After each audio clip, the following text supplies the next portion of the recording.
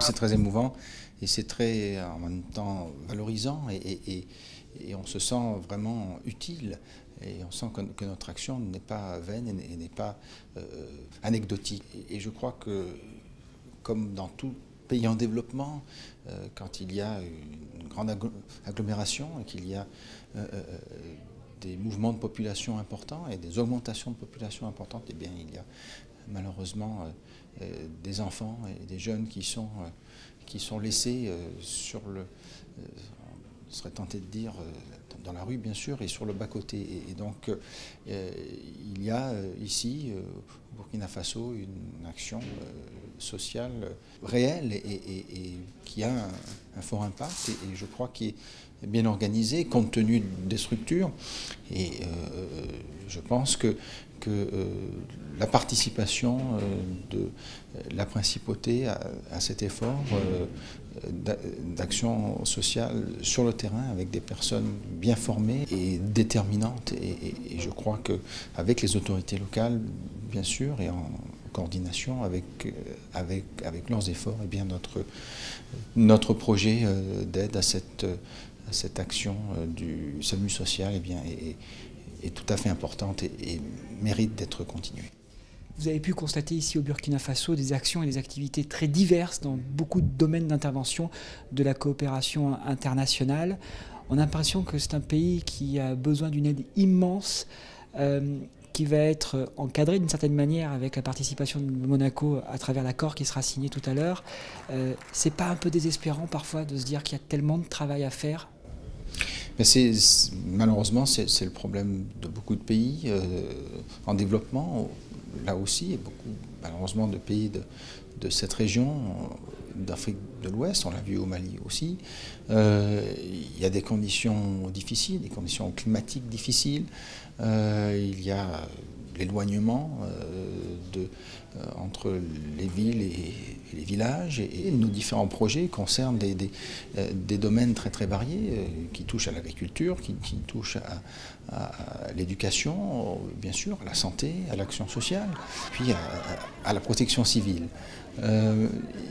Oui, il y a énormément de manque de moyens, il y a énormément de carences dans différents domaines, mais je crois qu'il y a une très grande volonté de la part de nos amis burkinabés d'apprendre et d'avoir cette formation et cette connaissance dans tous ces différents domaines et on a vu qu'ils sont en train d'avancer, de progresser et de se prendre en charge.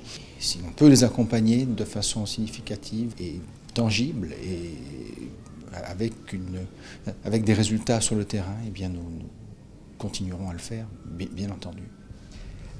Plus globalement, Monseigneur, sur cette mini-tournée, on a vu que votre diplomatie, celle que vous construisez, a un très fort impact à travers l'humanisme qu'elle développe et votre volonté d'apporter un soutien constant à travers différentes organisations, que ce soit la direction de la coopération, les ONG, comme vous les avez réorganisées pour un travail commun. Cette diplomatie, c'est un axe fort de ce que vous voulez impulser pour la principauté à l'international. C'est un axe fort, bien entendu.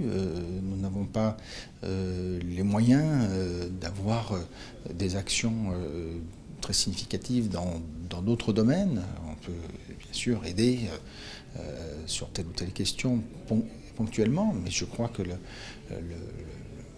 cœur de notre action, développé bien entendu par notre réseau diplomatique et consulaire, eh bien, ce sont ce genre de projets où nous arrivons, tout en fédérant différentes ONG, différentes associations de la principauté qui sont déjà sur le terrain et dans ces pays, eh bien, avec le département de la coopération internationale, d'arriver à fédérer tout le monde et d'arriver à construire des projets qui soient utiles, importants, quelquefois même déterminants.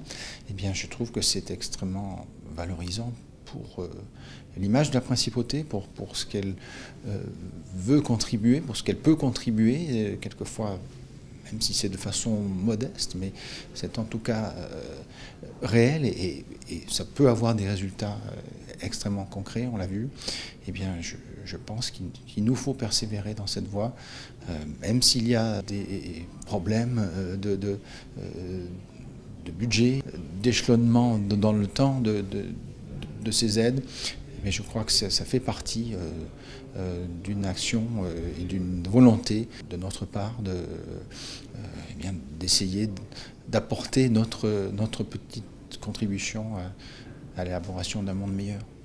Pour conclure, Monseigneur, vous avez emmené cette délégation qui était aussi une délégation économique au Mali et au Burkina Faso. Est-ce que vous êtes satisfait du travail réalisé par les entrepreneurs monégasques qui sont aussi d'une certaine manière des ambassadeurs de la principauté et du savoir-faire Made in Monaco? Absolument. Je crois qu'il y a des résultats qui sont très très encourageants, tant au Mali qu'ici au Burkina. Déjà des retours de ces rencontres entre notre délégation de la CDE et les acteurs économiques de ces deux pays.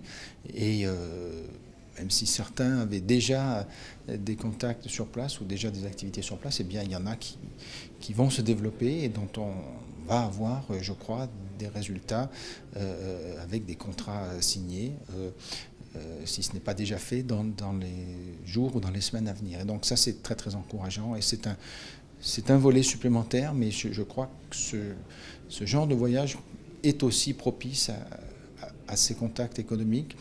Et c'est bien sûr une très belle vitrine de la principauté et je crois que ça peut contribuer beaucoup aussi à l'essor économique non seulement des pays que l'on visite, mais aussi à l'essor économique de la principauté.